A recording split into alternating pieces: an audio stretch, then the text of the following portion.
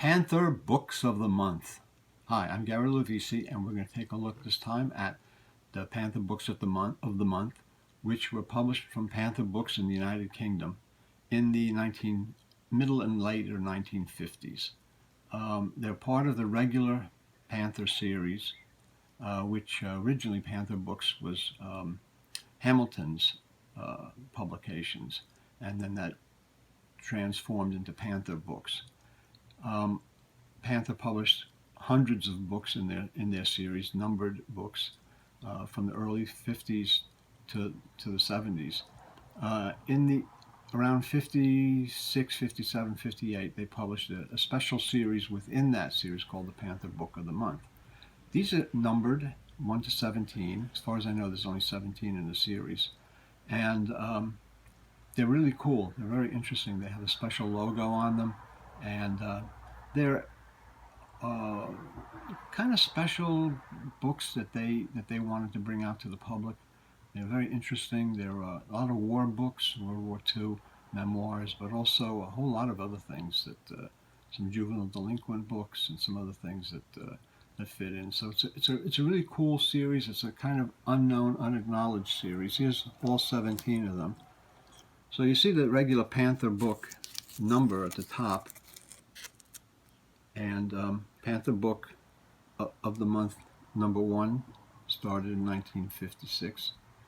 And an interesting thing about it is that while each book in the series was numbered 1 to 17, and I have to explain about the number 2 14s, but I'll explain that to you later. But number 1 to 17, the books are also in order generally from the 500s to the 6 and 700 series, but they're not always in order. So it's like really weird. The Panther book number is not sometimes always corresponding with the Panther Book of the Month number. So it's like kind of a weird thing, but they're very interesting books. I think you'll get a kick out of seeing them. These are kind of books that you haven't, I don't think anybody's ever seen a whole set of these. Maybe you see occasionally one or two. So here we're going to go with the first one, and this is Two Gun Cohen. This is Panther Book of the Month by Charles Drake, number 1, and it's a story about Morris Cohen, East End Jewish boy who became a Chinese general in World War II, and he's a British Jew who became a Chinese general in World War II. And the backs of these books pretty much the same, have that kind of design. They have the Panther logo here, and the Book of the Month logo is this big red banner. And the next one, number 2, is Driftwood Valley, and this has a Vernon cover. I don't know who did the cover of this one. This one's a Vernon cover. It's signed down there. And the back cover. A lot of them have photos. They have photos of a lot of times the authors and wartime scenes. I don't know what that book is about. This one, book number 3, is Memoirs of a Sword Swallower by Dan Mannix, and this is from 1956. Again, it's a Vernon cover. Mannix did a whole lot of kind of true adventure kind of books, and books about gladiators and sword swallowers, circus people, stuff like that. Here's the back cover, has a photo of him like actually swallowing a sword.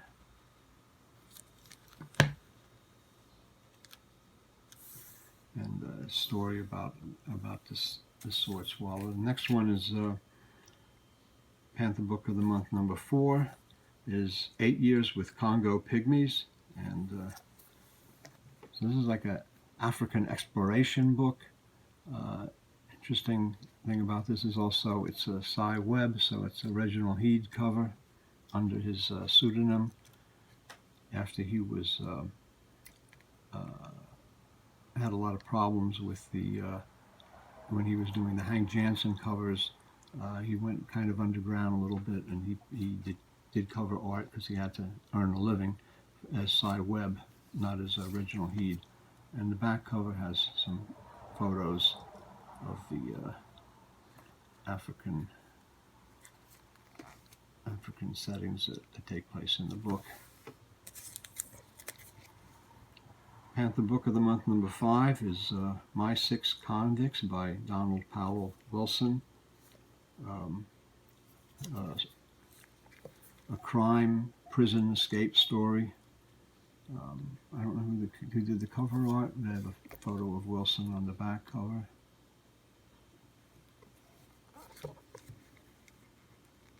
I think this is a really, really cool set of books, and you just don't see them.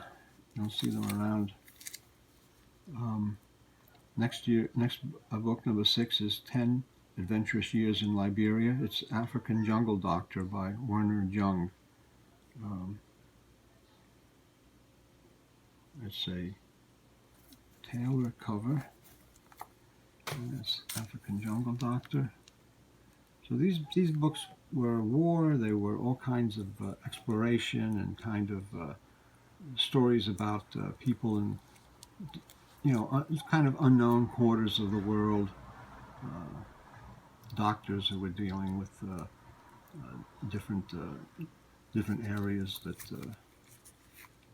of the world that hadn't had so much medicine, medical treatment, and kind of obscure locations. The next one, number 7, is Landfall Tahiti by Alan Burgess, and don't know who did the cover on that, but that's another book about Tahiti, and there's a back cover of the ship. Here's Landfall Tahiti. Number 8 is 10 Days to Die by Michael Musmano, and this is a story about the last days of Hitler, and he was his death in the bunker. Another World War II book, the end of World War II. In the back cover, there's photos of the happy couple, and actual photos from those days. So this is 10 Days to Die. Number 9 is Man Eaters and One Rogue, and it's by Kenneth Anderson. And there was wild adventure and exhilaration in tracking down the marauding killers.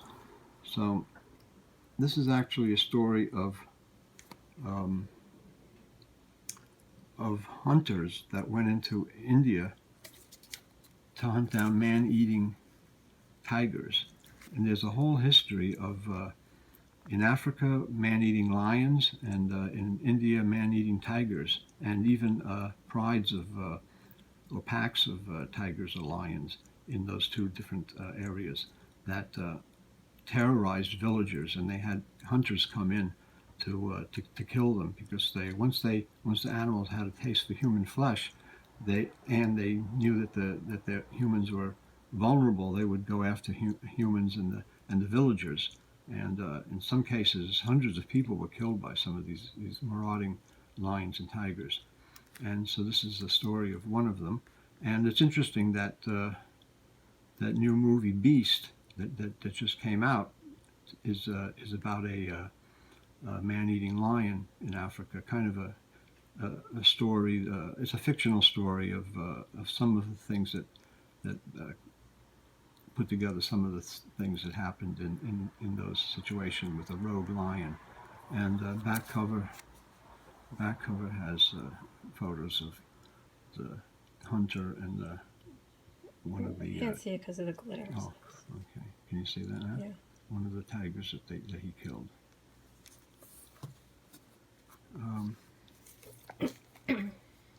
Number 10 is Gideon Goes to War by Leonard Mosley, and don't really know too much about what this is about.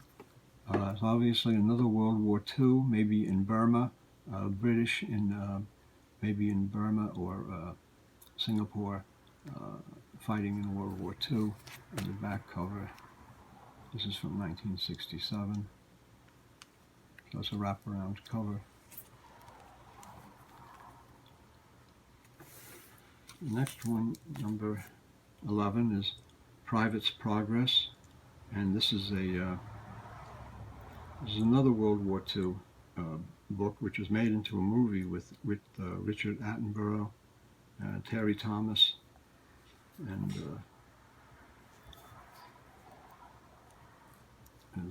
is a kind of a comedy about World War II, kind of what soldiers do when they're in the military and the funny things that happen. I think that's Terry Thomas.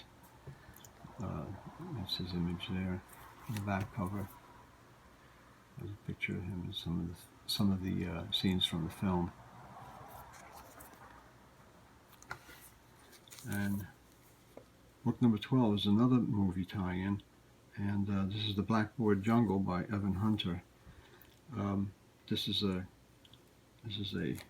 juvenile delinquent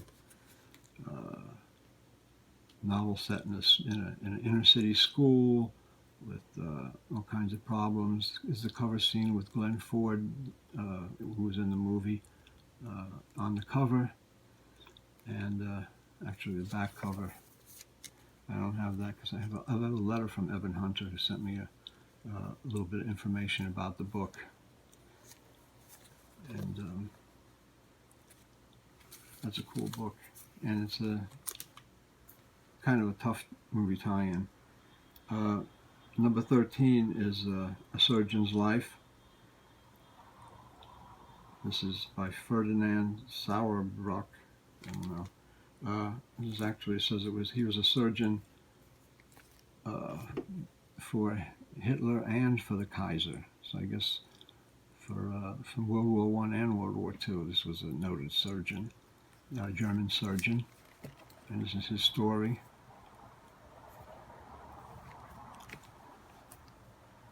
So these books of the month were interesting kind of things, special books that Panther published. Now, book number 14, there's two books that actually have number 14 on them. So you can see over here, they both say number 14. So they screwed up a little bit with their numbering, but you can see like this. One of them is 703 and one is 704, so 703 must be actually the actual number 14. So 703 is number 14, and that's The Spirit of St. Louis by Charles Lindbergh. And the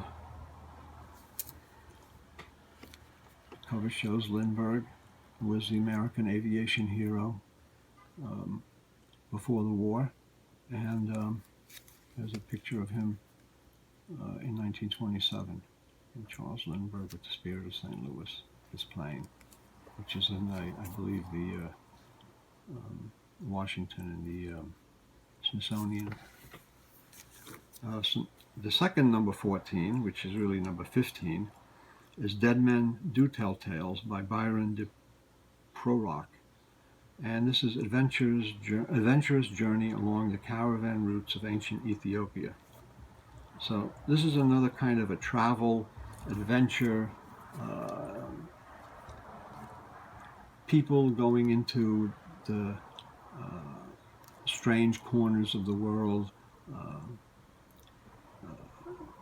areas of Ethiopia which were at that time pretty much unknown, and people who went in and investigated and traveled through these areas. And it's an interesting book. I think it's kind of pretty cool. There's some pictures of them in Ethiopia.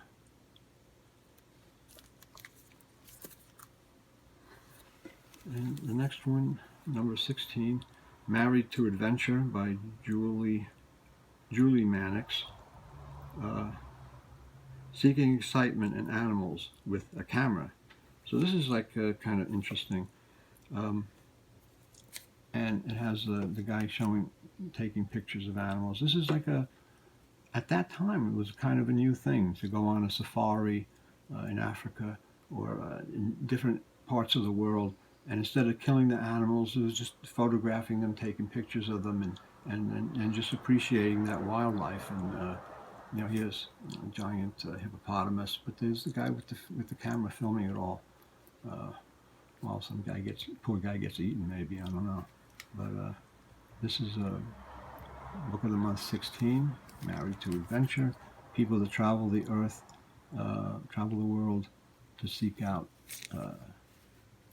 strange areas of the world and that are unexplored, and they're exploring it.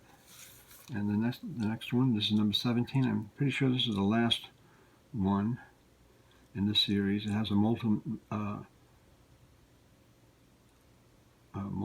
cover.